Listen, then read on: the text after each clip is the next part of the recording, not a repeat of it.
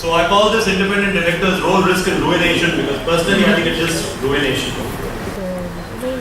Let's try to do a little historical review here. If you look at the Companies Act, individual directors were not the focus of power. Power flew collectively to the entire board. No individual thought whatever the company was doing was his individual problem. So sitting on the board didn't automatically put you on a guilt trip. Now, independent directors are not particularly defined either in the Companies Act of 56. There was no definition in the Act. SEBI's clause 49 of the listing increment had a definition which basically said who apart from directors' remuneration do not have any other material pecuniary relationship with the company, its promoters, management or subsidiaries, which in the judgment of the board may affect independence of judgment of the directors, meaning that I can have all the relationship I want, pecuniary and otherwise, with everybody and their uncles and their illegitimate third cousins, but if in the judgment of the board there is no conflict, it's cool. The only real role an independent director has in a listed company is he has to be on the audit committee, and that's the job they do. Directors' liability only accrued where offences have been committed by the conveyance or is attributable to any gross negligence. Now, where in an Indian court are you going to establish, are you going to attribute gross negligence to a legal standard and produce evidence for it? What's the upshot of this? Two upshots, as far as I can see. One, the board of directors, every individual operates on credible deniability. I didn't do it. I didn't know. It's not my problem. The other upshot is who becomes an independent director.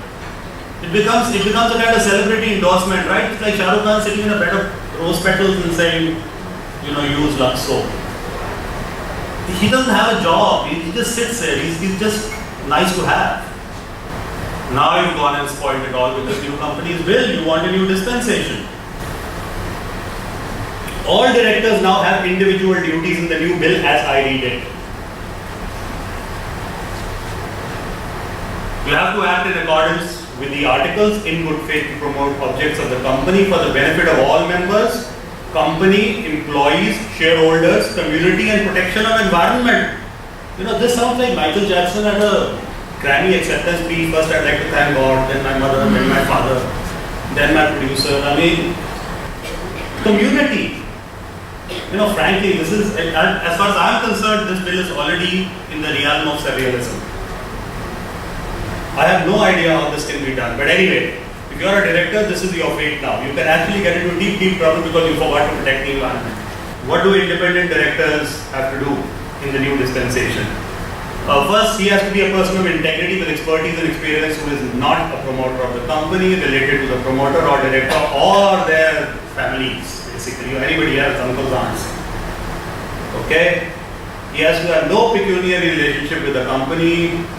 Mom and daughter, in this case, by the way, means subsidiary and holding company. It doesn't actually mean mother. Promoter or director in last 2 years, nor relative of such relationship or employed by any of them for the last 3 years, or have shareholding of 2% or more. In short, you really, really have to be independent now to be an independent director.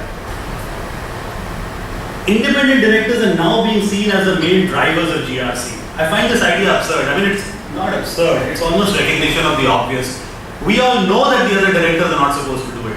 So why don't we dump this job on the independent directors? This is pretty much the mindset with which we are coming. I could take it a step further. The purpose of business is to make money, and if making money is where you're right, you'll make it any which way you can. So I don't expect you to play the game according to the rules. So I'll get some independent directors, they play the game according to the rules, because then I'm going to stick penalties onto them. That's the substance of what is being done. Rightly or wrongly, we can all evaluate for ourselves. Two, it's now an independent director's job to protect, safeguard the interest of minority shareholders. Look, you are a creature of the promoter. You serve at his pleasure whether you like it or not. This is the reality of the political configuration of power on a board of directors. Now, if you say, I appoint you, but your basic job is to make my life miserable. Come on, give me a break. How does this work? And Then there's a board role. He's supposed to have an independent voice. And the italics are quotations. And scrutinize the performance of the management in meeting agreed goals and monitor the reporting of performance. So he's supposed to sit out there and lecture the promoter. Hey, you said you were going to do so much and you haven't done it. The promoter's going to laugh in his face and say, buddy, it's my money, it's my expertise, who are you? How do you do it? Where do you have the moral authority to stare down a promoter and tell him you don't know how to run your business? It's absurd. Then you have to police your co-directors. As if it's not enough to be, a voice on the outside protecting some unnamed minority who you don't know. In separate meetings, without the non-independent directors or the management, you have to review the performance of the non-independent directors and the board, chairperson and italics, quotation. Assess the quality, quantity and timeliness of the flow of information to the board. You not only want to tell them you guys are screwed up, you want every piece of data that helps you tell them that they are screwed up. So stateless external directors are now the moral force opposing the promoter in a company. This is our new law. Now, what liability flows to the independent director for not performing this very substantial role of carrying the moral and ethical burden of the country and its corporate sector? Section 149(12). Independent directors shall be liable only in respect of acts or omissions of commission by a company which has occurred with his knowledge, attributable through board processes, and with his consent of connivance, or where he has not acted diligently. Meaning he has to be now proactive. He doesn't have to sit around and have the samosas and the pakoras and say very nice, what's happening in the papers today. He has to now act diligently and get into the company.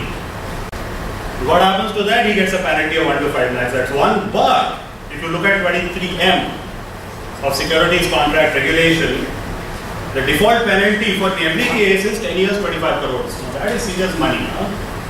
That gets even more entertaining. Okay, there's a schedule 4. You've got to now, every independent director has to conform to schedule 4. In the second section, role and function, there's a subsection 4, clause 4, however you want to say it. They have to satisfy themselves on the integrity of financial information.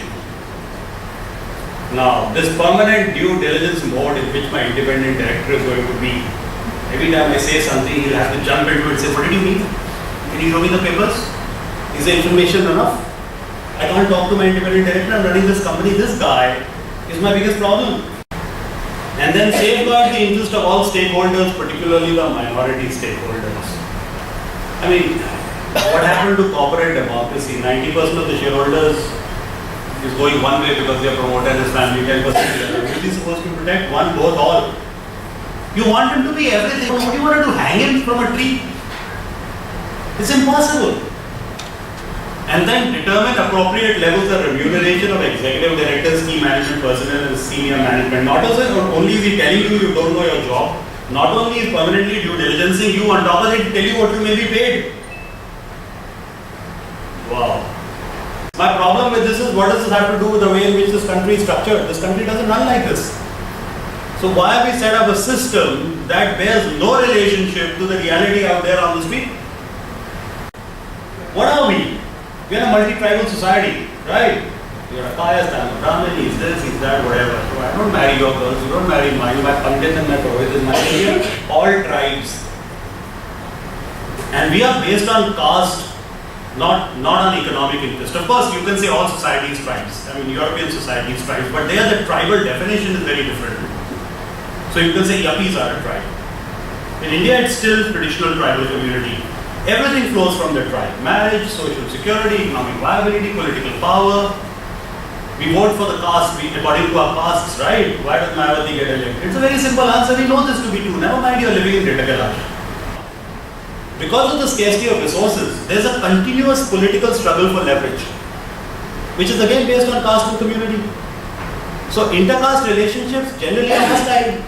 So you've got the Yadavs who come in and win some election and then they'll go do what they do and then next time they get kicked out and then along comes the Dalits, etc. So there is no concept of universal morality. In fact, this is fundamental that I think most people don't think about enough. I mean, what was Arjun complaining about? He said, this is my uncle, I'm not going to kill him. And Lord Krishna says, hey, slow down, uncle, brother is not. You are a warrior, it's your business, do it. There is no universal morality. So I have to do what I have to do in the position that I am at the point at which I am there and the role I am expected to perform. So as a lawyer, I don't feel angsty that I am defending some rapist. So when there is no concept of universal morality, we pick up this very global, very postmodern view of GRC and we transplant it to India. The question is this going to work or not? You know where I am going with this. We are running a modern democracy where we vote along tribal lines. What is politics in India? Politics is war for control of resources. What happens here? Communities and castes come together. So when in the 60s, say, Charan Singh said, okay, I'm going to get the Ajgar together and win an election. What is the Ajgar? Agis and charts and I don't know whatever. So what you do is, if you want to win an election, you say, okay, what's my demographics? I pick the following communities, I'll put a coalition together. And if we can make them all vote consistently, I win. How do you make it happen? You have to give them something back, they're not giving it to you for free. So votes are actually purchased. I mean, you can say it's for cash or it's for benefits, but either way they are purchased. And so what you do is you promise booty to participants if you win the election. Now victors then share the booty. How do they share the booty? There are 3-4 different established technologies to do it. First you establish nakedly partisan laws, where you benefit the followers and you exclude everybody else. 2, you sell state assets for kickbacks, mining licenses, hydroelectric licenses. You make big bang stuff and you make lots of money. 3, you appropriate state acts for yourself. As the J&K Roshni Act, very interesting. If you are a squatter on government land, you can pay 100 rupees for 100 canals or some absurd sum of money and you can keep it. Well, guess who became squatters? All the top 5,000 politicians of J&K state were squatters on tens of thousands of acres of forest land. And they appropriated it. And it's for a social cause. We built hydroelectric projects. In the last 10 years, how many hydroelectric projects, remind me, that J&K government did? It's just appropriation of public assets for private use, employing legitimate laws, which are upheld by the courts because due process has been followed. This is what is going on. And then you extort money from citizens in what we normally call corruption. Now this is a society in which we live, and guess who do you extort most of the money from? From the corporate sector. And now you've got this law where independent directors are supposed to get together and stop this whole thing from working. The whole machine has to grind to a halt, spearheaded by independent directors. So I asked myself, where is this headed? And it's not all black. I sound much more black than I believe it is. I think we are in that cusp between the old world and the new, what the Chinese call interesting times. And there's a lot of stuff going on and there's a lot of changes. And then I look at what has happened since 2010 and it's pretty, we may be all full of cynicism, but it's pretty exceptional. One, it all started from where I see it from Anna. And look at the eminent people who have seen the other side of freedom. Raju Raja, Hassan Ali, Karibudi, Unitek, Kalmadi, Chautala. This is a who's who list. I mean, if somebody's daughter is getting married, you know the guys you invite. So, this is the A-list. So companies' bill is in one way very timely. It's about time we make serious changes. And so it's a great initiative and therefore has to be respected for that reason. But it's asymmetric. A whole paradigm shift has to occur before this Companies Act is going to be fairly applicable. What you will end up with is a whole bunch of independent directors with a lot of exposure. They are the fall guys. You know the guys who stop a bullet in an American gangster movie? There's a shooter, there's a victim, and there's a fall guy. Because if the shooter kills Kennedy and he gets caught, he's going to squeal on who killed Kennedy. So what they do is they put Lee Harvey Oswald there. And he's the fall guy. The independent directors in this case are the fall guys.